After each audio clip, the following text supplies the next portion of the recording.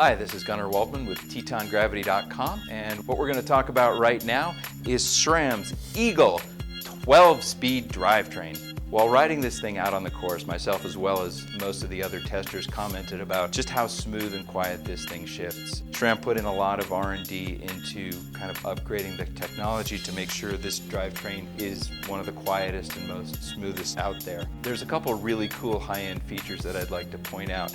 Let's start with the X-Sync front chainring. It's basically similar to a narrow wide design, but the teeth are slightly curved, and that'll add to retention and supposedly makes the drivetrain a little quieter. Back here, the most obvious thing and the first thing you'll probably see when you spot one of these in the wild is this massive rear cassette. It's a 10-tooth to 50, that's right, 5/0 tooth cassette. So your granny gear is like your granny's granny. I climbed this thing a couple times during the week, as did several other testers, and you kind of get to that 32 tooth, 42 tooth ratio, and you're like, okay, well, this is what I got for the climb.